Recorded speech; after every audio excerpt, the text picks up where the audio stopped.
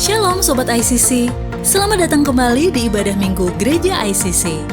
Berikut ini beberapa informasi seputar Gereja ICC selama 1 minggu ke depan. Jangan lewatkan devotion bersama Gereja ICC Bandung yang akan ditayangkan setiap hari Selasa dan Jumat di YouTube channel ICC Inspire Community Center dan Instagram @ICC-Bandung. Mari ajak rekan dan kerabat saudara untuk bersama-sama mendengarkan dan melakukan firman-Nya. Sobat ICC, iKids mengundang putra-putri saudara untuk bergabung bersama di acara Samson yang akan diadakan pada hari Sabtu, tanggal 3 Desember 2022 pukul 10.30 pagi dan pukul 2 siang bertempat di IPC Hall, Vev Hotel Ciamplas, lantai 6. Untuk pembelian tiket dan informasi lainnya, saudara dapat menghubungi hotline ICC di 081 220 222 111 atau 0811 22 7999.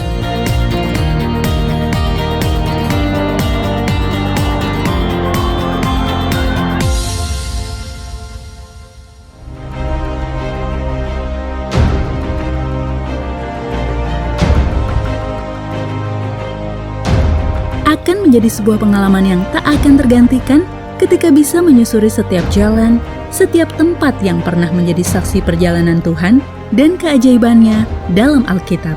Grace Journey, sebuah perjalanan menuju Israel bersama dengan Pastor Chandra Sunjaya, akan kembali digelar pada tanggal 26 Maret hingga 4 April 2023. Saudara akan menyusuri Tel Aviv, Yerusalem, Bethlehem, Beersheba, Haifa, Tiberias, Hebron, dan Ein Bokek atau Dead Sea. Untuk informasi dan pendaftaran, saudara bisa menghubungi hotline ICC di 081 220 222 111.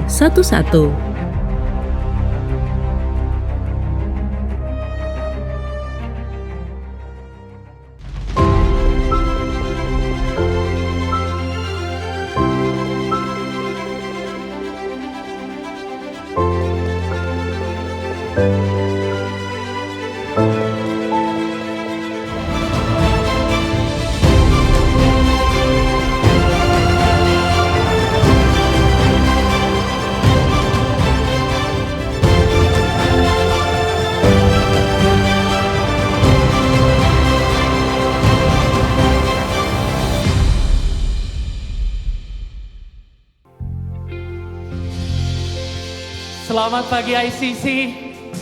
Selamat pagi ICC. Saya juga ingin menyapa sobat-sobat ICC di rumah. Hari ini saya undang kita sama-sama untuk bangkit berdiri. Supaya ada di rumah, pada di tempat ini kita bersama-sama bersuka cita, amin. Kita merayakan kebaikan Tuhan, kita merayakan kemenangan Tuhan. Mari sama-sama sorakan haleluya. Besar dari yang kuharapkan, bukti dari segala yang tak kulihat. Iman berikanku kekuatan untuk melakukan perkara yang hebat. Oh, bersama Rohku ku pasti menang.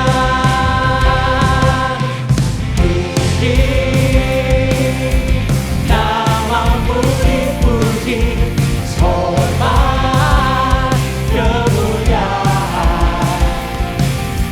Sorak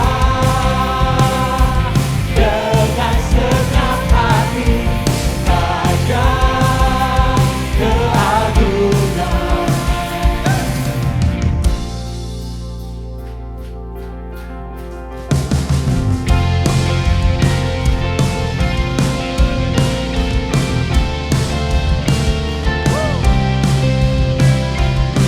Tak biarkan pencobaan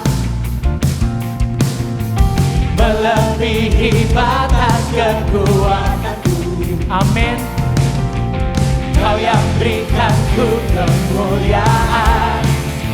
Oh, kami serupa dengan gambaranmu.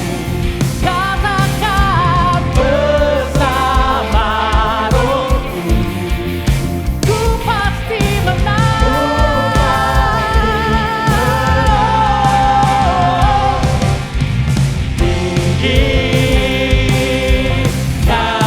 namamu dipuji, hormat kemuliaan, sorak dengan setiap hati, Raja keagungan.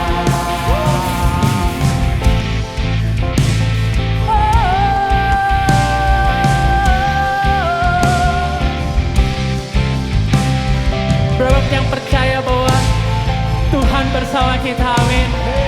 Tuhan memberi kemenangan buat kita, amin. Tuhan beri kemenangan buat kita, amin.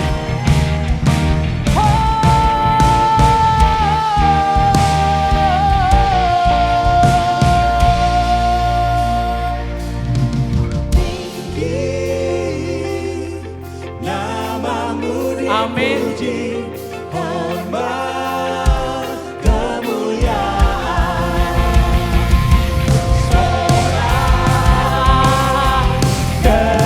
Setiap hati, Raja keagungan. Tinggi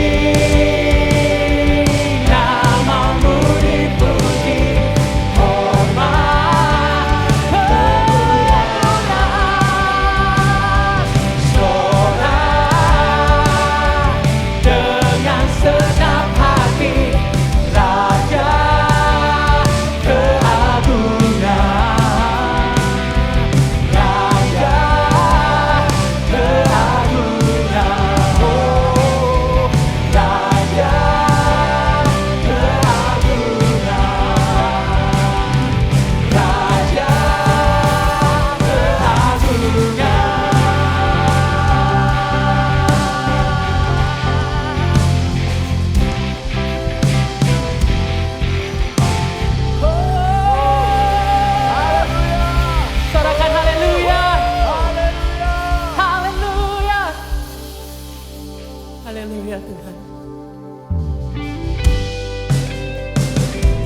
bersamamu kami bisa, Bapa. Bersama Tuhan kami pasti menang. Bersama Tuhan kami pasti akan mampu melewati setiap badai, setiap apapun yang menghadang di depan kami, Tuhan. Bersamamu kami yakin, Tuhan, kami pasti bisa. Karena Engkau penolong kami, Bapa.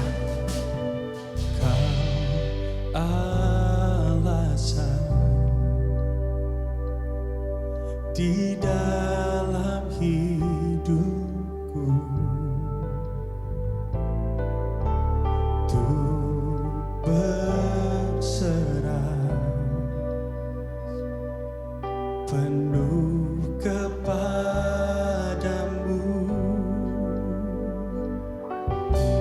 Di luarmu ku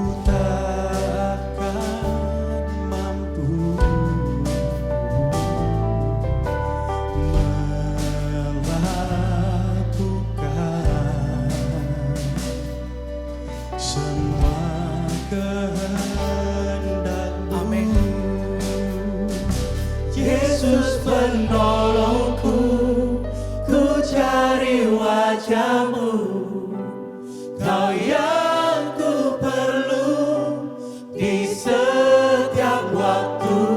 Tiada ku takut, sebab Kau besertaku, karena Kau Tuhan di atas segalanya.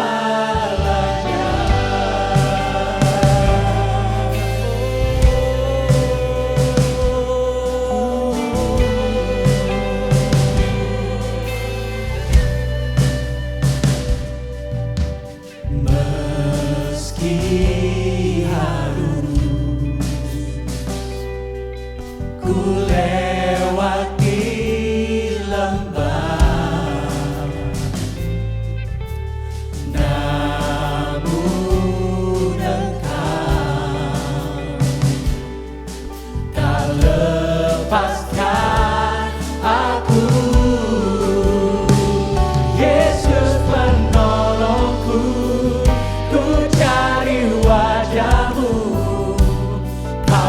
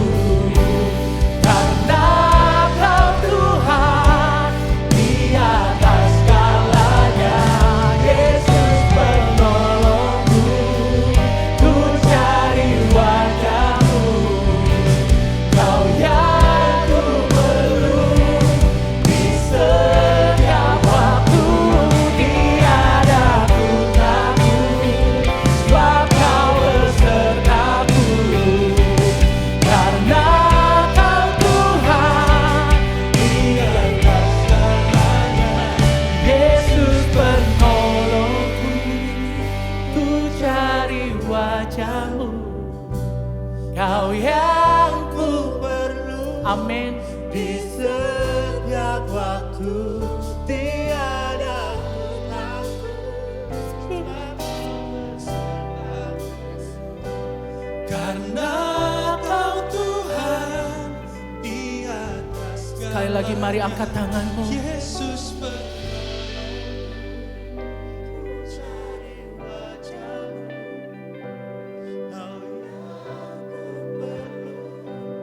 Di setiap waktu tiada ku takut, sebab Kau besertaku. Karena Kau Tuhan di atas segalanya.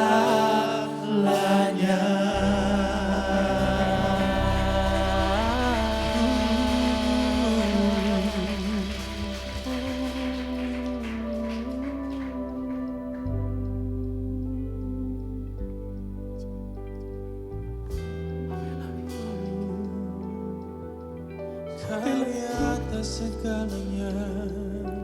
How we love you, Lord. We will sing forevermore, Jesus. We will sing of your glory name. Hallelujah. How we love you, Lord. We worship you, Lord. How wonderful, how beautiful, name above every name, exalted high. How wonderful,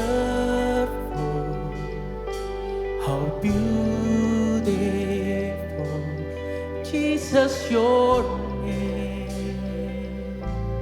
name above every name. How wonderful, how beautiful, name above every name, exalted high. How wonderful, how beautiful, Jesus, your name above every name, Jesus.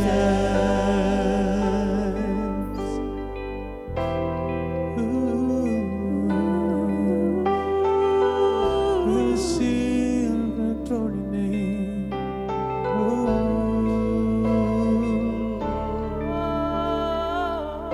Jesus.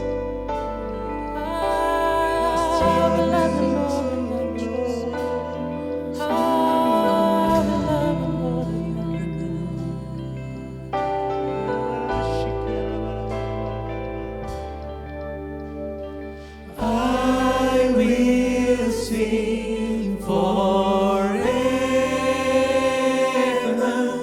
Jesus, I love you. Jesus, I love you. I will sing forever.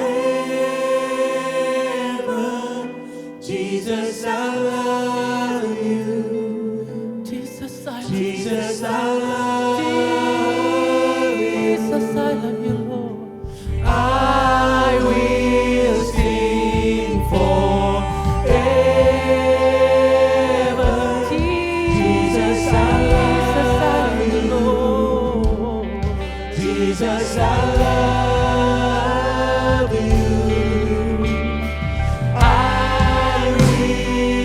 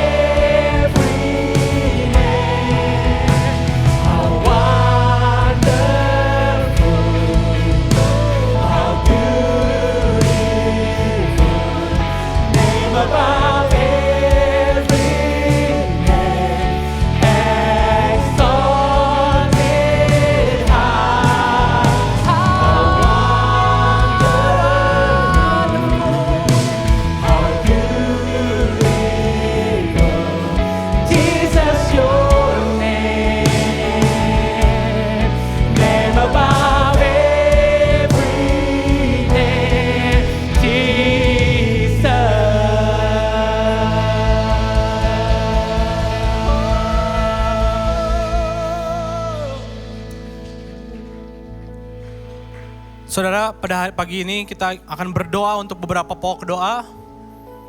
Kita mau satukan hati karena kita percaya bahwa gereja yang kuat adalah gereja yang berdoa. Yang pertama kita mau berdoa untuk jemaat yang sedang dalam pergumulan, mungkin dalam proses penjualan rumah atau penjualan tanah. Kita berdoa biar Tuhan bekerja dalam segala rancangannya untuk mendatangkan kebaikan untuk kita. Yang kedua, kita juga berdoa untuk teman-teman kita, adik-adik kita atau anak kita yang masih di bangku kuliah, sekolah, yang sebentar lagi akan mengadakan UTS, ujian tengah semester. Kita berdoa biar mereka diberikan hikmat, diberikan pengetahuan agar mereka bisa melakukan ujiannya dengan yang terbaik.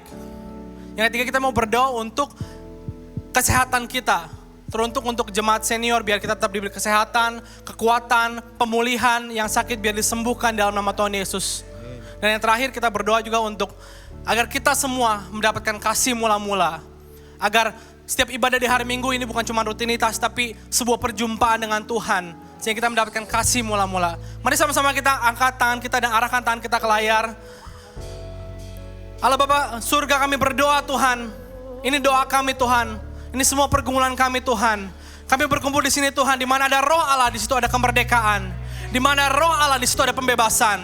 Di mana ada roh Allah, di situ ada pemulihan. Kami bawa semua doa ini kepadamu Tuhan. Biar jemaat yang sedang bergumul, Kau beri jawaban, Kau bukakan jalan. Jika Engkau sudah membuka, tidak ada yang bisa menutupnya. Jika Engkau sudah menutup, tidak ada yang bisa membukanya. Kami berdoa untuk setiap orang-orang yang akan melakukan ujian, Engkau berikan hikmat, pengetahuan, agar dia bisa melakukan ujian dengan sebaik-baiknya. Berikan kesehatan juga Tuhan. Di mana ada keselamatan, di situ ada pemulihan, ada kekuatan yang baru, ada roh yang baru, ada spirit yang baru. Berdoa Tuhan untuk kasih mula-mula. Di mana ada roh Allah, di situ ada kasih yang sejati, kasih agape. Biar kami menerima ini Tuhan di hari Minggu ini Tuhan. Ibadah yang bukan cuma sekedar rutinitas, tapi sebuah perjumpaan yang baru. Lagi dan lagi Tuhan, kami berdoa dalam satu nama, Tuhan kami, Tuhan Yesus Kristus, Tuhan yang hidup. Sama-sama katakan, amin.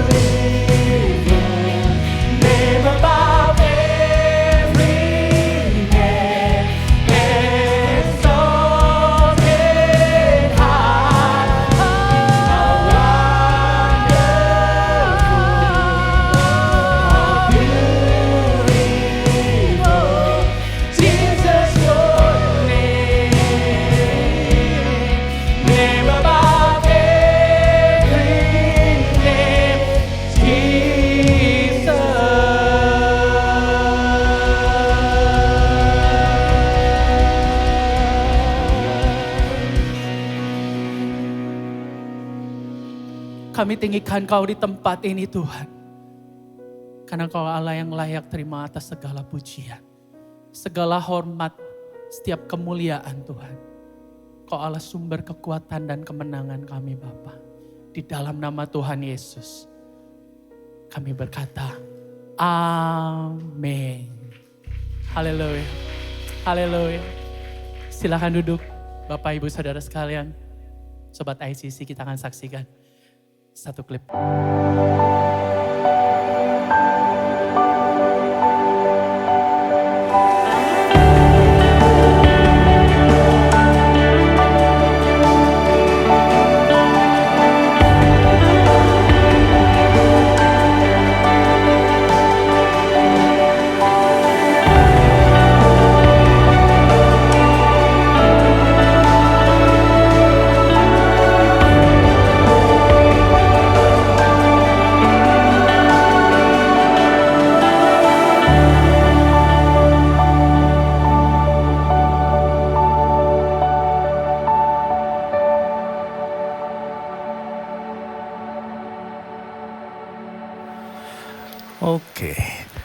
Yes, selamat pagi semua. Apa kabarnya? Boleh lambaikan yang tangan, yang dalam keadaan baik, katakan sebelahnya, kamu luar biasa. Karena Tuhan kita luar biasa. Berikan tepuk tangan untuk Tuhan Yesus ya. Yuk. Terima kasih untuk teman-teman juga yang sudah melayani. Boleh kasih tepuk tangan untuk mereka juga. Ada 50 sekian lebih. Biasanya setiap minggu saudara, mereka melayani di belakang layar, di youth, di iKids, and they have spend their time preparing, siapkan waktu mereka dari jauh-jauh hari, dari Kamis biasanya latihan, lalu datang pagi-pagi untuk menjadi berkat bagi kita semua. So we are blessed. Well, minggu ini saudara ada acara bagus banget tentang marriage. Kalau saudara sudah menikah dan belum mendaftar, gereja rindu untuk bisa memperlengkapi saudara. Cepat daftar ya, akan dibawakan oleh Pastor Jeffrey Rahmat. Beliau adalah seorang yang saya sangat hormati. Sering belajar banyak, ngobrol sama dia 1 jam dengan Pastor Jeffrey. It's just wonderful. I'm so grateful to know him. So kalau saudara sudah menikah dan belum mendaftar seminar ini, daftar segera tanggal 19 berarti minggu ini ya. Minggu ini hari Sabtu, 3 sesi dari pagi, siang sampai dari jam 8 sampai jam 2. Kalau saudara punya keluarga ataupun siapapun yang saudara ingin undang, be a blessing. Amin. Undang mereka, kasih tahu acara ini ada dan hopefully tempatnya masih ada dan kita sama-sama akan diberkati. Dan kemarin juga Pastor Angela katanya akan hadir, so that will be wonderful. Ya, jadi pas lagi Q&A kalau saudara mau bertanya bisa tanya sama Pastor Angela juga, istri daripada Pastor Jeffrey. Oke, are you ready? Yuk kita berdoa. Bapak terima kasih, hamba-Mu bersyukur untuk pagi yang indah, untuk cuaca yang baik, untuk tubuh yang sehat, untuk setiap kesempatan bisa memuji Tuhan, bisa mempersembahkan yang terbaik. Engkau memberkati setiap tangan-tangan yang mempersembahkan ya Tuhan, dari hati yang baik. Percaya bahwa Tuhan persiapkan hati kami juga untuk bisa mendengarkan firman Tuhan, sehingga apa yang kami dengar nggak akan kembali dengan sia-sia, tapi akan bertumbuh dan berbuah dalam kehidupan, khususnya bagi keluarga-keluarga Tuhan yang ada dalam gereja ini. Terima kasih Bapak, kami siapkan hati kami in the name of Jesus. Yang semangat, sukacita, katakan amin. Oke. Beberapa minggu ini khususnya saya banyak sekali kegiatan. Kemarin baru kembali dari seminar, so I hope you help me preach. Bantu saya khotbah ya. Wah, yang bantu di depan doang. Dengan respon, yes. Oke, kita akan lanjutkan seri yang baru kita bangun. Kita sedang dedikasikan bulan ini bicara tentang family. Ya, kalau saudara datang sudah berkeluarga, praise the Lord. Kalau belum, well ini menjadi a head start. Saudara bisa belajar tentang bagaimana rancangan Tuhan di dalam keluarga. Ya, keluarga Tuhan, sehingga kita punya banyak waktu untuk bisa mempersiapkan masa depan kita, khususnya di dalam keluarga. Saya beri judul kali ini adalah 3 pilar keluarga ya. Ini khotbah yang kedua dari seri Hikmat bagi Keluarga. Nah, saudara melayani Tuhan selama sekian belas tahun, 20 sekian tahun maaf, dan di ICC 14 tahun, banyak hal yang saya belajar, ketemu banyak sekali keluarga-keluarga khususnya, macam-macam background dan macam-macam permasalahannya, dan saya punya kesimpulan gini, setiap keluarga punya masalah. Ya, nggak ada keluarga yang nggak punya masalah, tapi memang beda-beda masalahnya. Tapi semua keluarga punya masalah. Kami juga pergi suatu hari retret, para pendeta semua di sana, dan kami cerita juga banyak sekali masalah-masalah yang membuat saya kaget-kaget juga. Oh, ternyata semua juga punya masalah. Meskipun kalau kita lihat di sosial medianya kayaknya semua fine, kayaknya semuanya happy. just nice gitu ya. Well, I believe setiap keluarga punya tantangannya masing-masing. Dan memang degree-nya macam-macam, ya beda-beda levelnya, ada yang cukup berat masalahnya. Dan saya bertemu dengan keluarga-keluarga yang macam-macam permasalahannya, ada yang perselingkuhan, kabur dari rumah, kekerasan, KDRT dalam rumah tangga, ada yang dipukul helm dan pergi dan lain sebagainya, ada yang pergi kabur keluar kota, tiba-tiba pulang nggak ada orangnya, sudah kabur saudara. Dan ini terjadi di dalam keluarga, ya perceraian dan lain sebagainya. Nah saudara, kalau kita merenungkan, ya apa yang menjadi sumber dari sebuah permasalahan di dalam keluarga? Ya. Sumbernya adalah kalau kita tarik akarnya adalah sebenarnya dosa, saudara. Ya. Ada dosa, ada orang di dalam keluarga ya, yang ingin atau terikat keinginannya kepada dosa. Meskipun kita sebagai anak-anak Tuhan dan juga yang di online, kita sebagai anak-anak Tuhan, kita sudah dibebaskan oleh darah Yesus. Yang sudah percaya boleh lambaikan tangan. Yang sudah jadi anak-anak Tuhan Yesus. Ya, kita sudah ditebus oleh darah yang apa? Mahal. Ya, tapi kita masih punya otoritas untuk bisa memilih jalan hidup saudara. Ya atau ya? Ya kan? Kita masih bisa milih mau hidupnya kayak gimana. Ya, mau hidupnya terikat dengan dosa, terikat dengan pengaruh-pengaruh dunia, atau kita berjalan di dalam jalan Tuhan. Dan saya mau katakan ini kabar baik bagi saudara yang sudah berkeluarga, apapun permasalahan sebesar apapun, ya, masalah dosa di dalam keluarga itu hanya masalah keinginan.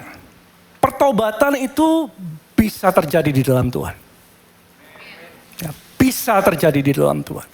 Ya, saya tulis ini pertobatan karena iblis mencobai dalam area keinginan, maka orang yang bertobat dia harus mengubah keinginannya. Pertobatan dapat terjadi dengan adanya apa? Perubahan apa saudara? Keinginan. Kalau ada keinginan dalam orang itu yang berubah dari keinginan untuk hidup di dalam dosa kepada keinginan Tuhan. Atau keinginan untuk hidup di dalam takut akan Tuhan. Kalau orang berubah yang tadinya hidup di dalam dosa, keinginannya hidup dalam dosa melulu, terikat dalam dosa melulu. Tiba-tiba dia berubah punya keinginan untuk hidup takut akan Tuhan, maka pertobatan dapat terjadi. Ya, firman Tuhan dalam Amsal dikatakan demikian. Amsal 8 ayat 13. Takut akan Tuhan ialah apa saudara? Membenci kejahatan. Kalau orang hidupnya dan kerinduannya adalah takut akan Tuhan, maka dia akan membenci yang jahat. Dia akan ninggalin hidup yang jahat. Hidup yang gak berkenan di hati Tuhan, dia akan tinggalkan karena dia punya keinginan yang baru, yaitu keinginan untuk hidup takut akan Tuhan. Nah, takut akan Tuhan bukan bicara jadi takut begitu ya, tapi menghormati Tuhan, menghormati setiap jalan-jalannya. Nah, saudara, saya mau bagikan bagaimana kita bisa membangun ya keluarga yang takut akan Tuhan. Karena saya percaya ini menjadi sumbernya. Karena dalam keluarga-keluarga hari-hari ini di luar sana, di sini nggak ada. Di luar sana banyak yang gak dibangun hidup yang takut akan Tuhan, dan banyak bertanya-tanya bagaimana membangun kehidupan yang takut akan Tuhan di dalam keluarga. Karena kalau keluarga semua, anak, istri, suami, istri, anak semuanya takut akan Tuhan, karena otomatis mereka akan membenci yang jahat. Amin. Oke, kita buka 1 Korintus 13 ayat 13. Semangat ya. Yuk, kalau saudara merespon, pembicaranya semakin semangat. So we are blessed. Amin. Oke, demikianlah ketiga hal ini, yaitu iman, pengharapan, dan kasih. Ini 3 pilarnya. yang harus kita bangun di dalam kekristenan kita, dalam perjalanan rohani kita bersama dengan Tuhan. Iman, pengharapan, terus apa? Kasih. Dan yang paling besar diantaranya ialah kasih. Nah, saya mau bahas dulu nomor 1, yaitu iman. Apa itu iman, saudara? Kalau saudara tanya sama orang nih, iman itu apa? Pasti jawabannya beda-beda. Ya, wah, iman ini adalah pokoknya saya bisa begitu ya. Atau iman itu adalah pokoknya percaya aja. Apa sih jawabannya? Saudara, iman itu simple. Iman itu adalah melihat apa yang Yesus telah lakukan. Itu iman. Iman itu selalu melihat, kalau di sini kita nih, selalu melihat ke belakang. Melihat apa yang Yesus telah lakukan 2000 tahun yang lalu, bahwa dia telah mati di kayu salib dan telah menebus dosa kita. Sehingga setiap orang percaya kepadanya tidak binasa, melainkan beroleh hidup yang kekal. Itulah iman. Iman adalah percaya apa yang Yesus telah lakukan di kayu salib. Dan percaya juga apa yang Tuhan Yesus telah sediakan. Itu iman. Itu iman. Apa yang setiap janji-janji Tuhan yang telah tersedia bagi kita. Itu iman. Ya, jadi iman selalu melihat ke belakang. Dan iman dibutuhkan di dalam setiap keluarga Tuhan. Iman perlu dibangun karena iman dasar daripada kemenangan atau kunci daripada kemenangan keluarga Tuhan. Untuk bisa menerima keselamatan kita perlu apa? Iman. Tahukah saudara, kasih karunia saja tidak menyelamatkan. Saya ulangi ya. Kasih karunia saja tidak menyelamatkan. Saya percaya bahwa Tuhan tidak menginginkan seorang pun binasa. Sudah percaya itu? Tapi firman Tuhan katakan banyak yang akan binasa.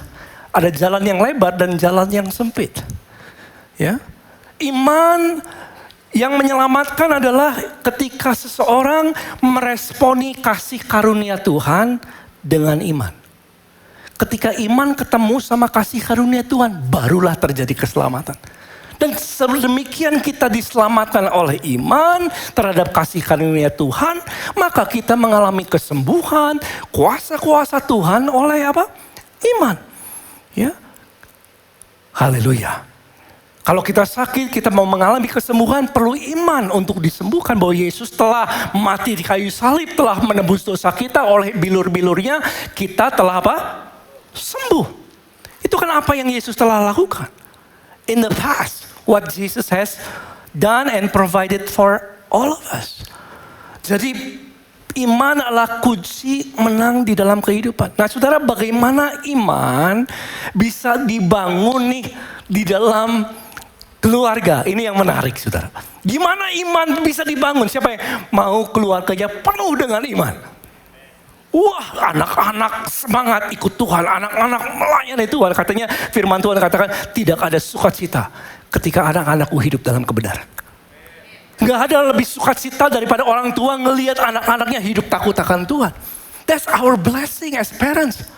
Itu berkat luar biasa Tuhan kasih kalau melihat keluarga kita hidup di dalam iman. Nah, iman gimana dong cara bangunnya? Saya buka dalam Roma 10 ayat 17. Ini ayat hafalan. Ya. Jadi, sama-sama 2, 3. Iman timbul dari pendengaran. Dan pendengaran oleh apa? Firman Kristus. Jadi iman timbulnya itu ketika dengar. Kan gampang. Iman itu timbulnya ketika orang mendengar firman.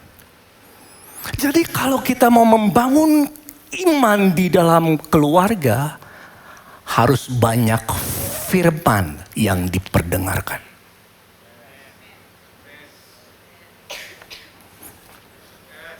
Harus banyak firman yang diperdengarkan di dalam keluarga oleh istrimu, oleh suamimu, oleh anak-anakmu dan cucunya, lain sebagainya, sehingga iman timbul daripadanya. Ini kunci bagaimana iman bisa bertumbuh di dalam keluarga. 1 Yohanes 5 ayat keempat dikatakan, semua yang lahir dari Allah mengalahkan dunia. Dan inilah apa? Kemenangan yang mengalahkan dunia. Sama-sama 2, 3 apa? Iman kita. Dan kalau kita mau membangun keluarga yang penuh dengan iman, saudaraku, kita perlu banyak memperdengarkan firman di sana. Kalau imanmu mau bangkit, perlu banyak memperdengarkan firman. Dan pendengaran akan firman ini harus dibangun di dalam keluarga secara konsisten. Ya, Ulangan 6 ayat ke-7 dikatakan begini. Haruslah engkau mengajarkannya. Sesekali kalau engkau ingat. Oh, salah ya. Apa? Berulang-ulang. Harus kamu ngajar firman Tuhan. Berulang-ulang kepada anak-anakmu. Bicarakan. Mengajar. Apabila engkau duduk di rumah. Sedang dalam perjalanan. Sedang boboan. Sedang bangun. Perdengarkan, ajar, bicarakan. Berulang-ulang perintah Tuhan, firman Tuhan, sehingga iman timbul di dalam keluarga saudara. Dan makanya mendengarkan firman harus menjadi gaya hidup. Ketika kita jalan sama anak kita, ketika kita pergi traveling mungkin di kendaraan, kita bicaranya firman. Kita bicarakan tentang kesaksian, Papa tadi pagi baca firman, Papa dapatnya ini loh. Oh, Tuhan lagi bicara ini loh. Oh, kemarin kejadiannya begini nih. Terus saya baca firman, saya dapatnya ini. Dan itu yang menjadi kesaksian. Jadi orang tua ya kesaksikan pekerjaan Tuhan di dalam hidupmu secara sengaja. Bicarakan dan ajar. Berulang-ulang. Ya. Konsisten memperdengarkan itu sehingga iman timbul. Dan ini harus mulai dari suami. Yang suami-suami lama katakan. Ini harus mulai dari kita. Ya, suami, firman Tuhan katakan, saya kalau mau tanya gini, kalau saya tanyakan dalam premarital counseling, saya tanyakan begini, yang paling rohani, saya selalu sampaikan begini, yang paling rohani dalam keluarga haruslah suaminya. Kalau engkau siap memimpin, karena gini firman Tuhan, Efesus 5 ayat 23. Karena suami adalah apa? Kepala, katakan saya kepala. Dia pemimpinnya. Suami adalah kepala istri sama seperti Kristus kepala jemaat. Dialah sama-sama 2-3 apa? Dialah yang menyelamatkan tubuh. Jadi suami dipanggil oleh Tuhan untuk apa? Untuk menjadi kepala, untuk menyelamatkan keluarganya. Untuk membawa istri, anak, dan cucu, dan lain sebagainya. Sehingga keluargamu semua dapat dibawa ke dalam iman. Dan dimulai dari suami. Suami harus terus menyaksikan. Ya, istri juga harus terus menyaksikan kebaikan Tuhan. Ceritain. Kalau saudara siapa yang pernah mengalami kebaikan Tuhan? Saksikan itu. Bicarakan berulang-ulang. Kalau engkau duduk makan, kalau engkau bangun, kalau engkau tidur, kalau engkau sedang boboan sama main-main di atas ranjang, cerita tentang kebaikan Tuhan sama mereka. Ceritakan firman Tuhan. Kalau saudara dengar khotbah setiap minggu, haleluya, juga yang di online di rumah, saudara kasih tahu sama orang lain, kasih tahu sama keluargamu, cerita sama istrimu, cerita sama anakmu, apa yang kau pelajari. Berulang-ulang. Amin. Ya, 2 Timotius 2:3 ayat 15 dikatakan, ingatlah juga bahwa dari kecil engkau sudah mengenal kitab suci. Kalau orang tua ngajarin anaknya, meskipun anaknya masih kecil tentang firman Tuhan, dia nggak akan ngapain anaknya itu. Anak ini akan bertumbuh, akan mendapatkan hikmat. Dan firman itu, kitab itu, mengenal firman Tuhan akan membawa kepada apa? Keselamatan. Dan ini perlu dibangun di dalam keluarga-keluarga, suami yang menjadi pemimpinnya. Ya, istrinya mendukung juga membangun anak-anaknya di dalam takut akan Tuhan. Ya. Dan memang memperdengarkan firman atau menabur firman ini sudah nggak terjadi perubahan dalam sehari. Saya sering cerita, ini yang saya lakukan di dalam keluarga. Kayaknya udah anak-anak juga mungkin udah bosen nih. Terus bicara. Di jalan, kalau kami travel dulu pada waktu mereka kecil, setiap jalan lagi liburan begitu pagi-pagi sebelum berangkat keluar dari hotel, kami doa bareng, bagikan firman dulu. Setiap liburan kayak gitu tuh modelnya. Mungkin mereka juga udah bosen kali. Tapi itu adalah panggilan. Dan benih yang ditabur oleh orang tua kepada anak-anaknya nggak pernah kembali dengan sia-sia. Meskipun pada waktu kita menaburnya kayaknya nggak didengar. Kayaknya nggak fokus. Kayaknya wah dia lagi ngapain lah pikirannya. Saudara, firman itu adalah benih. Katakan saya benih. Kalau benih ditabur nggak jadi dalam sehari. Tapi kalau menabur terus menerus kepada keluargamu, kepada istrimu, kepada suamimu, kepada anakmu, maka itu akan bertumbuh. Saya mendengar seorang kesaksian datang kepada saya beberapa waktu yang lalu, cerita, pastor ingat gak dulu cerita tentang ini nih, khotbahkan tentang ini. Wah, saya sendiri udah lupa loh, ya. Tapi ketika dia menangkap sekian tahun yang lalu dia lakukan itu, saudara, sekian tahun kemudian baru bisa menuai buahnya. Saudara, firman itu adalah benih. Apa yang kau dengar hari ini mungkin gak langsung berguna untuk besok. Tapi ketika engkau mendengar ini akan berguna bagi kehidupan saudara ke depan. Yang mengerti katakan amin. Jadi saudara, firman adalah benih dan kita harus menabur itu. Sayangnya banyak keluarga di luar sana, katakan sebelahnya di sini nggak ada. Amin.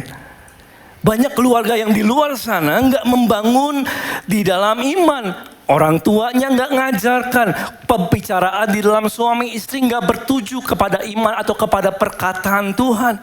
Sehingga yang terjadi adalah, atau kalau ada pengalaman hidup di dalam Tuhan nggak disaksikan. Kalau mendengarkan belajar firman Tuhan nggak diceritakan berulang-ulang. Yang terjadi adalah iman tidak timbul di dalam keluarga. Banyak keluarga Kristen tetapi tidak memiliki pengenalan akan Tuhan. This is what's happening. Ini yang terjadi di luar sana, saudara. Makanya kita perlu berubah. Kita perlu membangun iman dan dimulai dari suami dan istri dan kemudian anak-anak semuanya bertumbuh di dalam pengenalan akan Tuhan. Karena kalau enggak bertumbuh dalam perkataan Tuhan, yang terjadi adalah orang akan bertumbuh dengan dipengaruhi oleh perkataan dunia. Saudara, kita tinggal pilih. Mau orang dipengaruhi oleh perkataan dunia atau perkataan Tuhan. Kalau kita nggak mengajarkan sengaja, membicarakan berulang-ulang, maka pengaruh dunia atau perkataan dunia akan masuk di dalam keluarga. Dan ini yang terjadi di mana-mana. Dan ini a sad story, but it's happening. Orang jadi nggak mengenal Tuhan, ya, hidup di dalam dosa. Nilai-nilai dunia masuk di dalam keluarga-keluarga Tuhan. Dan lain sebagainya. Nggak memenuhi panggilan Tuhan, dosa masuk dan lain sebagainya. Dan orang jadi menjauh dari Tuhan. This is our challenge, our calling as parents. Dan saya tahu ini keluarga saya pun nggak sempurna. Saya banyak struggle-nya dalam keluarga saya pun, saudara. Tapi apapun yang terjadi, bagikan firman. Doakan bagi mereka. Itu tugas kita sebagai keluarga. Amin. Membangun iman dengan memperdengarkan firman Tuhan. Sudah beberapa waktu yang lalu kemarin juga kami bertemu dengan, kan ada seminar tuh. Jadi ketemu dengan para pendeta-pendeta. Ya, pendeta-pendeta duduk bareng makan dan cerita. How's your church? Gimana gerejanya? Gimana? Oh, ceritanya begitu. Sudah tahu hot topic hari ini, tahu nggak? Di antara para pendeta. Hot topic gini. Sekarang Udah onsite? Udah. Berapa jemaatnya? Berapa persen jemaat yang tadinya online sekarang sudah masuk onsite lagi? Umumnya menjawab 65 sampai 70. 65% sampai 70% jemaatnya sudah mulai onsite kembali. Jadi kurang lebih kehilangan kira-kira 30% yang belum onsite ya, dengan berbagai cerita dari para pendeta ini. Nah, saudara, ini pergumulan bahkan para volunteer karena pandemi sekian tahun dulu, saudara, yang terjadi adalah para volunteer, pada pelayan-pelayan Tuhan juga banyak yang undur daripada melayani. Saudaraku, ibadah online memang itu adalah bagian dari gereja dan itu baik. Kalau memang kita nggak bisa menghadiri dan mungkin kita di luar kota, mungkin saya pun akan melakukan yang sama kalau nggak ada gereja pada waktu itu. Ya, tetapi ibadah online nggak bisa, atau sebuah ibadah saja nggak bisa menggantikan fungsi gereja. Gereja itu bukan ibadah aja. Gereja adalah tubuh Kristus di mana ada saling mengenal, ada saling menguatkan, ada saling melayani, ada saling ketika kita melayani, ada bertumbuh di dalam kepemimpinan. Itu gereja. Haleluya. Makanya kita perlu rindu untuk kembali disiplin bertemu dengan jemaat-jemaat Tuhan. Ya, ada satu ayat yang bagus, 2 Yohanes 1 ayat ke-12. Kecuali memang kita nggak bisa ya di luar kota dan ada sesuatu yang menghalangi kita untuk bisa menghadiri. Well, that's the case. Tapi di lain itu kita perlu disiplin menghadiri ibadah demi ibadah dan tertanam aktif di dalam gereja. Firman Tuhan 2 Yohanes 1 ayat ke-12. Sungguh pun banyak yang harus kutuliskan kepadamu, aku gak mau melakukannya dengan kertas dan tinta. Jadi banyak sih yang bisa ditulis, banyak sih yang bisa dikirim-kirim, ya, kata Rasul Yohanes. Tetapi aku berharap sendiri. Berharap apa? Datang sendiri kepada kamu dan berbicara berhadapan apa? Muka. Dia bisa aja tulis, kirim surat dan lain sebagainya. Tapi rindu untuk bisa datang. Rindu untuk bisa bertatap muka dengan kamu. Yuk sama-sama baca kalimat terakhir. 2, 3. Supaya sempurnalah sukacita kita. Siapa yang mau sukacitanya sempurna? Kita harus datang dan bertemu muka. Saling menguatkan satu dengan yang lain. Siapa di sini datang ketemu orang pernah dikuatkan di dalam gereja? Ya, saling mendoakan. We are encouraged when we see one another. Yes, kita dikuatkan, terhibur, dan sukacita kita menjadi sempurna. Dan ketika kita seorang orang tua, ya, orang tua yang aktif, orang tua yang disiplin di dalam ibadah, ya, bertemu muka dengan muka, berfellowship satu dengan yang lain. Saudara, kita nggak melakukannya hanya untuk kita melakukannya untuk anak-anak kita. Itu menjadi legacy. Katakan dengan saya legacy. Itu menjadi contoh atau teladan sehingga anak-anak kita kelak, lihat, begini contohnya, begini orang yang hidup takut akan Tuhan. Yang mengerti katakan amin. Berikan tepuk tangan untuk Tuhan Yesus. Haleluya. Itu yang kita perlu bangun di dalam setiap keluarga. Oleh suami, oleh istri. Beritakan firman, ulang-ulang terus. Bicarakan itu, saksikan itu. Ya. 2 Timotius 2 ayat ke-15 dikatakan begini. Usahakanlah supaya engkau layak di hadapan Allah. Dalam bahasa Inggris mungkin lebih jelas gini.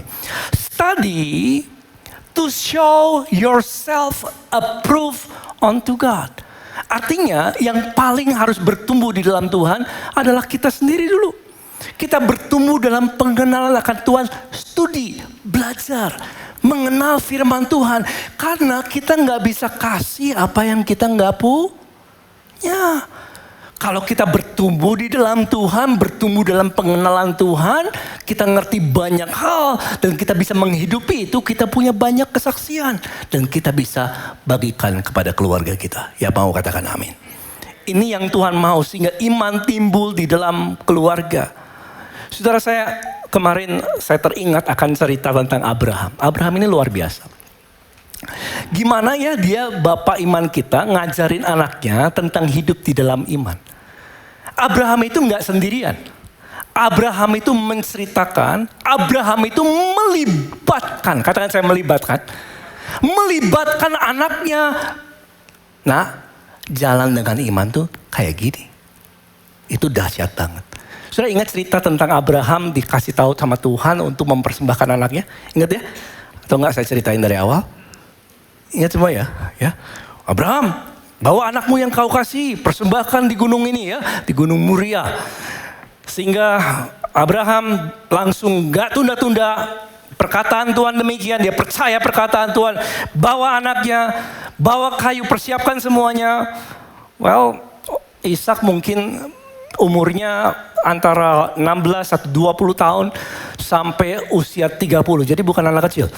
Ya, dia sudah lumayan begitu usianya dan dia bisa bantu orang tuanya persiapkan semua dan berjalan 2 orang dan hamba-hambanya berjalan bersama. Nah di tengah jalan gini nih ceritanya.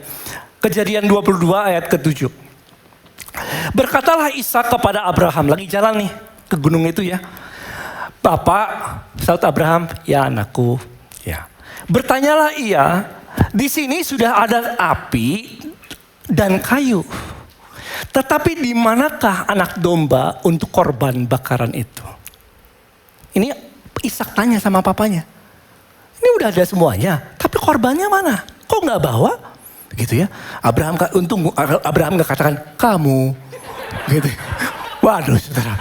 Kalau dia bilang kamu, mungkin dia kabur duluan ya. Tapi, saudara, ketika dia bertanya demikian, anak ini luar biasa. Abraham katakan ini. Ayat selanjutnya.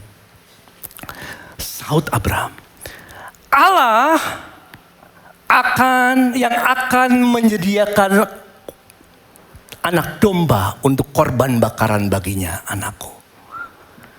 Wow, ya, dia langsung bawa kepada firman Tuhan, Allah yang akan sediakan anakku. Demikianlah keduanya berjalan bersama-sama atau yahad dalam bahasa aslinya. Yahad artinya apa saudara? Mereka in unity, mereka in agreement. Dalam saya tulis ini bersama-sama yahad atau in union, unitedly. Mereka langsung, Ishak mendengar orang tuanya bicara firman Tuhan, dia percaya dan dia setuju dan mereka jalan di atas perkataan itu. Dahsyat gak sih? Dahsyat. Makanya sampai mau disembeli, Ishaknya nggak berontak. Mau disembeli sekalipun sama Abraham, Ishak tidak berontak karena Ishak percaya perkataan firman Tuhan bahwa Allah akan menyediakan. Sudah dari mana dia bisa belajar percaya? Karena dia melihat sosok Abraham, papanya ini, bapak Abraham ini, yang dia percaya akan perkataan Tuhan dan itu menjadi legacy bagi Ishak. Yang mengerti katakan, amin. Jadi iman perlu dibangun di dalam keluarga, dimulai dari kita. Ya, menyampaikan, membicarakan, menyaksikan kebaikan Tuhan, firman Tuhan terus menerus di mana-mana. Haleluya. Yang kedua adalah pengharapan. Ya, ini pilar kedua. Jadi yang dibangun pertama adalah apa? Iman. Yang kedua adalah pengharapan. Setelah kita tahu sebagai anak-anak Tuhan, kita nggak hidup hanya saat ini saja. Ya, itu bedanya saudara. Kita punya pengharapan. Orang Kristen itu nggak hidup untuk masa ini. Orang Kristen itu hidupnya juga bukan hanya masa ini, hidupnya adalah untuk mempersiapkan bagi masa yang akan datang. Ada hari depan yang penuh dengan harapan. Ada life after life, ada hidup setelah hidup ini. Ya, ada hidup yang kekal setelah hidup ini. Jadi orang Kristen ini bukan hanya bangun, sekolah, kerja, berkeluarga, urus usaha. No, kita sebagai anak-anak Tuhan transit di dalam dunia ini untuk mempersiapkan hidup kita dalam masa yang akan datang.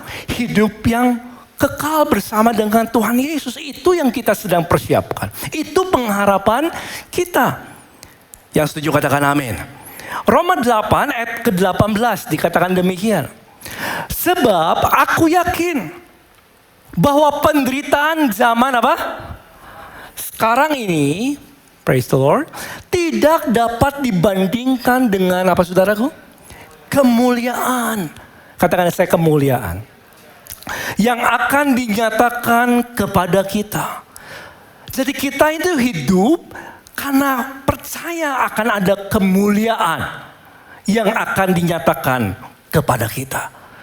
Jadi meskipun kita menderita, meskipun kita mengalami pencobaan, meskipun kita mengalami segala macam tantangan dalam kehidupan, kita diselamatkan oleh pengharapan. Karena kita tahu bahwa ada kemuliaan yang akan dinyatakan dalam kehidupan kita. Ya, bahwa nama kita sudah terdaftar di surga. Lambaikan tangan kayak yang percaya itu. Ya, Yesus melihat anak murid-muridnya melayani dan mereka heboh banget. Wah, guru, lihat tuh apa yang terjadi. Tuhan bilang, jangan bersukacita karena itu. Bersukacitalah karena namamu terdaftar di surga. Selalu pointing to the eternity. Selalu mengarahkan mereka kepada kekekalan. Hidup yang kekal. Dan ini yang perlu kita bangun di dalam keluarga. Ya, bahkan ketika orang mengalami pencobaan, tantangan dan lain sebagainya, bahkan kematian sekalipun, meninggalnya seseorang anak Tuhan sekalipun, saudara, tetap ada pengharapan. Karena Efesus 2 ayat ke-6 dikatakan begini, di dalam Yesus, ya, Ia telah membangkitkan kita juga dan memberikan tempat di mana, saudaraku, bersama-sama dengan Dia di mana? Di surga. Kita punya pengharapan akan surga. Kita punya pengharapan untuk hidup bersama-sama dengan Yesus selama-lamanya. Makanya tadi pagi saya sampaikan, kalau ada orang datang ke gereja hanya untuk punya hidup yang baik, sebenarnya nggak perlu gereja. Ya, kita kalau ke gereja hanya untuk datang supaya kita bisa mempunyai kehidupan yang baik, kita nggak perlu gereja. Karena banyak motivasi, banyak hal-hal yang di luar yang bisa mengajarkan kita hal-hal yang untuk hidup yang baik. Tapi kita sebagai anak-anak Tuhan, kita punya pengharapan yang percaya, katakan amin. Kita hidup karena kita punya pengharapan akan yang kekal di depan. Kadang-kadang saya sampaikan sama anak-anak, kamu sekolah, kamu kerja. One day you have family. Ya, papa juga dulu kan belum putih, sekarang lumayan. Ya, kelihatan gak sih? Nah, ya gak ada semir nih, puji Tuhan, haleluya. Kadang-kadang udah dressnya kayak anak muda, bilangnya om, aduh om, masih. Itu, aduh sakitnya di sini tuh. udah gaya nih padahal om, oke. Dan saya sampaikan sama anak-anak saya, you know what? Prepare your life. Hidupmu siapkan untuk masa yang kekal. Ya, kita punya kesempatan. Sudah hidupnya manusia itu nggak panjang ya. Ya, mau berapa? 100 tahun? Kalau 100 tahun, 1 tahun itu anggaplah 1 lembar gitu ya. Sudah buku hidup kita nggak tebal-tebal banget. Itu ya? Ya. Apa yang kita persiapkan untuk mengumpulkan harta di sorga. Karena ada upah yang menanti setiap anak-anak Tuhan yang percaya, katakan amin. Kita akan menghadap tahta pengadilan Kristus. Setiap anak-anak Tuhan akan menghadap tahta pengadilan Kristus. Sehingga Tuhan bisa membagi-bagikan upah yang saudara lakukan sepanjang saudara hidup di dalam bumi ini. Jadi itu yang menantikan kita. Dan firman Tuhan katakan demikian. Dalam Wahyu 21 ayat keempat. Dan ia akan menghapus segala air mata dari mata mereka. Maut tidak akan ada lagi. Tidak akan ada lagi perkabungan. Atau ratap tangis. Atau duka cita. Sebab segala sesuatu yang lama itu apa saudara? Telah berlalu. Ini pengharapan kita. Akan ada masa yang akan datang. Yang percaya katakan berikan tepuk tangan untuk Tuhan Yesus. Akan ada masa yang kekal. Jadi dibandingkan dengan segala sesuatu yang kita alami, gak ada artinya saudara. Ya, hidup ini kalau dibandingkan dengan kekekalan seperti pasir, satu pasir, butiran pasir di tengah lautan yang besar. Hidup yang kekal bersama-sama dengan Yesus selama-lamanya, into eternity, into kekekalan. Dahsyat sekali. Itu pengharapan kita. Yang mengerti katakan amin. Ya. Yang ketiga saudara, ini pilarnya. Pilarnya adalah pilar kasih. Iman, pengharapan, terus apa? Kasih. Saudaraku, kalau kita hidup beriman, berarti tadi melihat ke belakang. Apa yang Yesus telah siapkan, lakukan, dan janji-janjinya bagi kita. Tapi hidup dalam pengharapan, saudara melihat mana? Ke depan. Apa yang akan terjadi di depan? Ada kehidupan setelah kehidupan kita. Tapi hidup di dalam kasih berarti saudara melihat ke sekelilingmu. Coba lihat kiri kanannya. Itu hidup dalam kasih. Kita nggak lihat ke belakang, kita nggak lihat ke depan. Tapi kita melihat ke sekeliling kita. Nah Tuhan mau kehidupan kita menyatakan kasih Yesus. Coba saudara buka Efesus 5 ayat kedua. Dan hiduplah di dalam apa? Kasih. Sebagaimana Kristus Yesus juga telah mengasihi kamu. Dan telah menyerahkan dirinya untuk kita sebagai persembahan dan korban yang harum bagi apa? Allah. Jadi Tuhan mau kita hidup saling mengasihi sebagaimana Kristus, apa saudara? Sebagaimana Kristus juga telah mengasihi kamu. Kasih di sini banyak ya kata kasih. Kata kasih itu bicara ada eros, ada stergos, ada yang lain, phileo, ya. Tapi kasih yang Tuhan maksud di sini adalah kasih yang ini.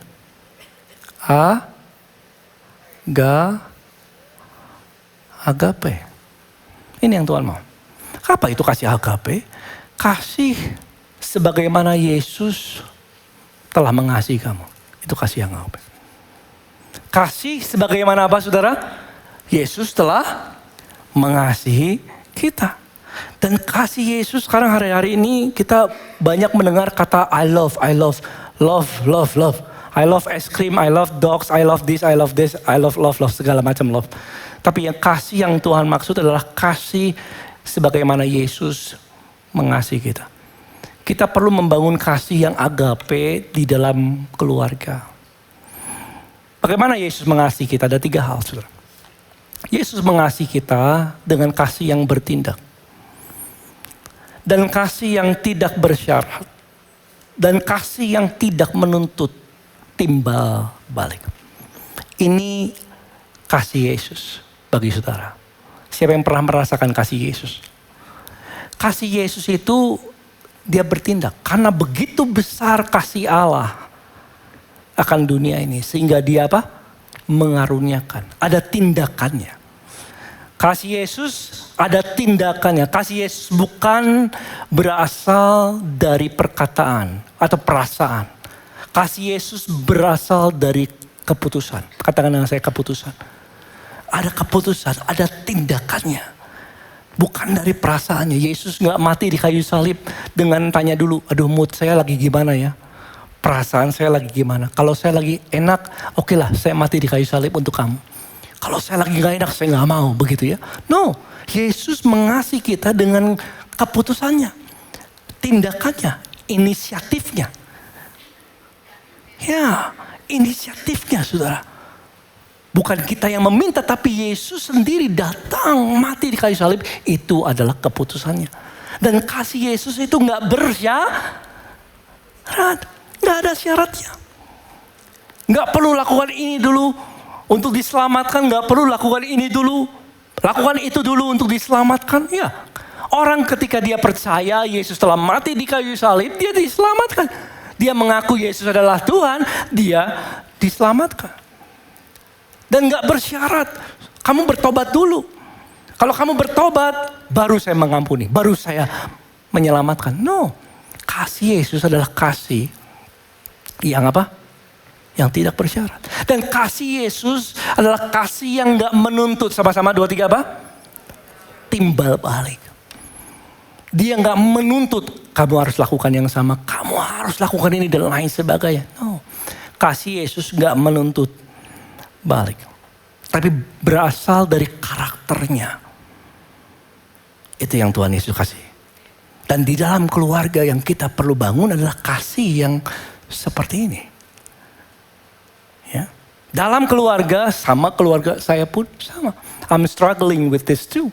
Beberapa minggu yang lalu saya berdoa, Tuhan, apakah saya sudah mengasihi seperti Engkau mengasihi saya? Saya tulis bahasa Inggrisnya gini. Have I loved Jesus? Have I loved my family? Boleh keyboard bisa ini.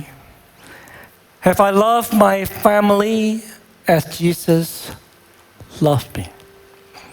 Apakah saya, ini pertanyaan saya sama diri saya sendiri. Dulu beberapa waktu yang lalu Tuhan, apakah saya sudah mengasihi keluarga, istri dan anak-anaknya seperti Yesus mengasihi saya? Sudah dengar baik. Living together does not mean loving one another. Orang yang hidup samaan itu belum tentu saling mengasihi sebagaimana Yesus mengasihi dia. The question is not living together. Pertanyaannya bukan tentang hidup satu rumah. Dengan anak, dengan istri. Pertanyaannya bukan itu. Pertanyaannya apakah ada kasih di dalam keluarga. Sebagaimana Yesus mengasihi. You know, saya percaya bahwa masalah kegagalan dalam rumah tangga dan lain sebagainya adalah masalah kegagalan dalam kasih. Mostly, seringnya, a family problem is a love problem. Is it true? It is true. Karena gak ada kasih di dalam keluarga. Karena gak ada kasih sebagaimana Yesus mengasihi, karena kasihnya bersyarat. Karena kasihnya menuntut timbal balik. Karena kasihnya adalah kasih yang harus kamu berbuat ini, berbuat itu. Dan lain sebagainya. Maka yang terjadi dalam permasalahan dalam keluarga. Anak-anak memberontak kepada orang tua. Dan suami gak puas dengan istrinya, istri gak puas dengan suaminya. Dan saling bertengkar, menyalahkan, membenci dan lain sebagainya. Tapi Tuhan mau kita membangun kasih sebagaimana Yesus mengasihi kita. Yang mau katakan amin. Tetap sabar. Kalau ada perbedaan, ada pertengkaran, tetap engkau tunjukkan kesabaran. Tetap engkau tunjukkan kesetiaan. Tetap berbuat baik. Kalau suamimu mengesalkan kita, tetap istri-istri masak yang enak. Waduh, aminnya kurang ini. Ya, enggak karena dia lagi keselin. Wah, aku tepin aja garamnya banyakin. Supaya asin nih, darah tinggi deh sekalian. Kasih gitu. No, kenapa? Kalau kita melakukan kasih seperti itu, kita bukan mengasihi seperti Yesus mengasihi. Tahukah saudara kenapa pengampunan itu sulit? Bagi banyak orang di luar sana. Karena orang selalu memikirkan apa yang orang itu telah lakukan bagi saya. Gitu? Ya, makanya pengampunan sulit. Pengampunan bukan tentang apa yang dia lakukan bagi kita. Tapi apa yang Yesus lakukan bagimu. Sebagaimana Yesus telah mengampuni kamu, kamu mengampuni. Kenapa kasih itu sulit di dalam keluarga? Beberapa keluarga sangat sulit kasih, kering adanya kasih di sana. Karena kasih menuntut timbal balik. Kasihnya bersyarat. Kamu harus lakukan ini, kamu harus lakukan itu. Saya nggak mau lakukan ini. Kalau saya mengasihi dia kayak gini, waduh. Bahasa Jermannya tuman. Enak aja dia. Kesenangan sendiri dia ngalamin begitu. Kalau saya lakukan gini, pastor, nanti dia nggak kasih timbal balik yang nggak bagus gimana? Atau dia nggak membalas dengan kasih. Makanya orang gak mengasihi. Karena kasihnya menuntut timbal balik. Tapi Yesus mengasihi kita dengan kasih yang tidak bersyarat. Itu yang harus kita bangun. Saya banyak keluarga-keluarga yang bercerita dan saya sering bertemu dengan mereka. You know, every family problem, most family problem adalah a love problem. Dan saya berdoa supaya setiap kita belajar mengasihi seperti Yesus mengasihi kita. Siapa yang percaya Yesus mengasihi kita? Kau telah mengalami kasih Yesus. Amin. Saya akan tutup dengan ini, kita bangkit berdiri saudara. 3 pilar tadi ya. Kita bangun iman. Kalau saudara sudah bertumbuh di dalam Tuhan, giat dalam pekerjaan Tuhan, puji Tuhan. It's good. Sudah kasih legacy yang baik untuk keluarga kita. Puji Tuhan. Teruskan itu. Kalau saudara merasa saya belum bertumbuh di dalam Tuhan, belum bertumbuh dalam pengenalan akan Tuhan, ayo semakin giat untuk belajar firman Tuhan, untuk belajar mendoakan pertumbuhan keluargamu. Sehingga kita bisa berbagi, bersaksi untuk anak-anak dan keluarga kita. Sampaikan pengharapan di dalam Tuhan. Dan pagi ini saya berharap saudara kita pulang dalam keadaan yang sembuh. Saya tahu firman Tuhan katakan setiap orang telah berbuat dosa. Setiap orang gak ada keluarga-keluarga yang sempurna. Seringkali dalam keluarga saya pun sama, saya seringkali sama istri saya kalau dia tanya sesuatu saya lagi sibuk, kadang-kadang nadanya tinggi. Oh, kenapa? Wah gitu ya, kesel kadang-kadang. You know, pendeta juga manusia saudara. Ya, I'm not perfect. Ya, my kids, beberapa di antara anak-anak saudara mungkin jauh lebih mencintai Tuhan. Maybe. Saya doakan untuk anak-anak saya pun. I have not reached there yet. Saya belum sampai ke sana. Saya masih belajar. Dan saya berdoa supaya pagi hari ini kita pulang dalam keadaan yang sembuh. Ya, kalau engkau datang dengan keluarga, I want you to love, minta maaf kalau ada hal-hal yang kau katakan salah sama istrimu.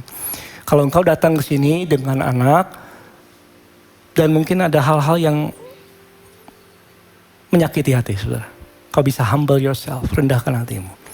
Untuk terbuka, minta maaf sama dia. Hampiri dia, peluk dia. I'm sorry. Kalau papa sudah lakukan ini, kalau papa sudah katakan ini, hal-hal yang gak baik. Kalau saudara datang sendirian gimana? Saudara ingat orang tuamu, ingat kakak adikmu dan lepaskan pengampunan. Jangan simpan dosa, saudara. Dosa gak mendatangkan kebaikan dalam hidup kita. Amin. Are you ready? Dan kita bebas, yes. Kita dimerekakan dalam Tuhan. Yuk, syakarabakaya syirilia. Pejamkan mata saudara. Kalau saudara hadir dengan keluargamu, boleh peluk. Kau boleh berhadapan satu dengan yang lain. Just relax, it's okay. Holy Spirit is here in the name of Jesus. Dia sedang mengalir. Kalau ada perkataan-perkataan yang salah, kau boleh hadap satu dengan yang lain, saling berhadapan. Kau boleh pegang tangan, kau boleh peluk dia. Kasih tahu sama dia, I'm sorry kalau saya telah lakukan ini. Mungkin hal-hal yang menyakiti hatimu. Sejauh timur dari barat,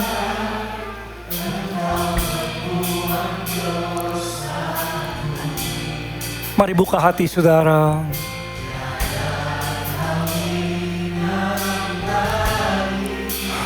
Tuhan mengasihi orang yang rendah hati saudara. Tuhan mengasihi orang-orang yang rendah hati. Gak ada yang sempurna, gak ada yang sempurna. Tapi kalau datang sama Tuhan, Tuhan akan sempurnakan kita. Kalau engkau datang dengan suami, datang dengan istri, anakmu, sampaikan I'm sorry. Kalau ada hal-hal yang menyakiti hatimu, this is your chance. Ini waktu saudara. Kalau engkau teringat akan orang tua, akan anakmu, lepaskan pengampunan, lepaskan berkat-Mu. Kasihi sebagaimana Yesus mengasihi. Tuhan, tak kau pandang hina yang hancur, ku berterima kasih. Ku berterima kasih kepada-Mu ya Tuhan, pengampunan yang Kau beri, pulihkanku.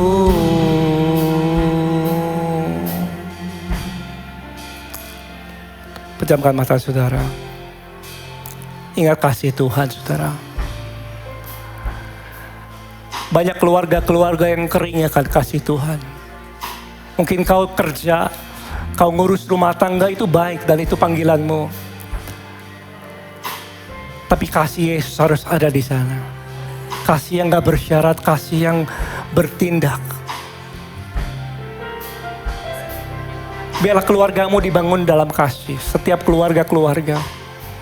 Kalau kau datang dalam keadaan yang sakit dengan orang tua, sakit hati kepada anak-anak, lepaskan pengampunan dosa.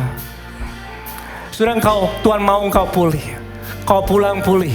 Kau pulang pulih. Kau pulang pulih. Sembuh dalam nama Yesus. Saat ini di dalam nama Yesus. Terima kesembuhan. Terima pengampunan. Terima kasih Yesus. Dalam nama Yesus. Aku berdoa supaya keluarga-keluarga dipulihkan. Aku berdoa keluarga-keluarga sehat. Keluarga-keluarga dibangun di dalam iman, pengharapan dan kasih ya Tuhan. Mari Bapa, Roh Kudus bantu setiap kami Tuhan. Karena tanpa Tuhan kami tidak bisa melakukan apa-apa. Terima kasih Allah Roh Kudus. Saya percaya pemulihan terjadi. Dan Kau memimpin kehidupan setiap keluarga. Mulai dari suami-suami. Mulai dari istri-istri juga Tuhan. Dan kemudian kepada anak-anak. Kami membangun keluarga kami. Kami berjanji Tuhan. Dalam iman. Dalam pengharapan. Dan di dalam kasih. Terima kasih Bapa. Terima kasih Tuhan Yesus. Mari angkat kedua tangan saudara. Buka hatimu. Terimalah kasih Yesus. Yang melimpah dalam kehidupanmu. Tercurah dalam hidup saudara, memenuhi seluruh jiwa dan tubuhmu, dan rohmu dipenuhi oleh hadiratnya. Tuhan akan memampukan saudara membangun keluargamu dalam iman, pengharapan, dan kasih Yesus. Kau menang, bahkan lebih daripada pemenang. Sampai Yesus datang kedua kali, akan sampai selama-lamanya. Dalam nama Yesus yang telah menerimanya, in Jesus name, sama-sama katakan amin. God bless you. Minggu depan kita akan lanjutkan kembali. Jangan lupa ajak teman atau keluarga sama-sama beribadah. Tuhan Yesus memberkati, dan juga yang di online. Happy Sunday. God bless. On-site ya.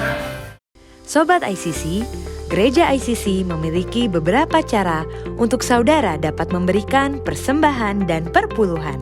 Pertama, melalui bank transfer ke rekening BCA 0088991110 atas nama JKI Inspire Community Center. Kedua, saudara dapat melakukan scan QR Code yang tertera di bangku ICC atau yang tertera di dalam video ini. Saudara dapat melakukan transfer melalui platform electronic giving yang tersedia. Ketiga, saudara dapat memberikan persembahan secara langsung di Gereja ICC melalui mesin EDC yang tersedia di meja I Welcome Lobby ICC Faith Hotel lantai 6. Dan yang terakhir, saudara juga dapat secara langsung datang ke Gereja ICC dan memasukkan amplop ke dalam kotak persembahan yang tersedia di lobby ICC. Mari kita memberikan persembahan yang terbaik untuk Tuhan.